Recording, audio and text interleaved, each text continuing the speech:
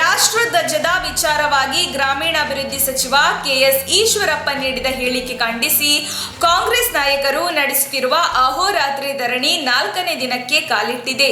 ಈಶ್ವರಪ್ಪ ಸಚಿವ ಸ್ಥಾನಕ್ಕೆ ರಾಜೀನಾಮೆ ನೀಡುವವರೆಗೂ ಹೋರಾಟ ಮುಂದುವರಿಸಲು ತೀರ್ಮಾನ ಮಾಡಿದ್ದಾರೆ. ಸಚಿವ ಈಶ್ವರಪ್ಪನವರನ್ನು ಸಂಪುಟದಿಂದ ವಜಾ ಮಾಡಬೇಕೆಂದು ರಾಜ್ಯಪಾಲರು ಮತ್ತು ಮುಖ್ಯಮಂತ್ರಿ ಬಸವರಾಜ ಬೊಮ್ಮಾಯಿಯವರನ್ನು ಕಾಂಗ್ರೆಸ್ ನಾಯಕರು ಆಗ್ರಹಿಸುತ್ತಿದ್ದಾರೆ.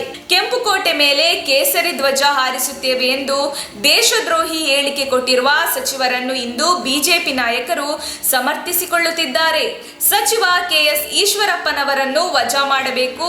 ಸಿಎಂಗೆ ಸ್ವಾಭಿಮಾನ ಇದ್ದಿದ್ರೆ ಅಂದೇ ವಜಾ ಮಾಡಬೇಕಿತ್ತು. ಸರ್ಕಾರದಲ್ಲಿ ಈಶ್ವರಪ್ಪಗೆ ಯಾರ ಬಗ್ಗೆಯೂ ನಿಷ್ಠೆ ಇಲ್ಲ.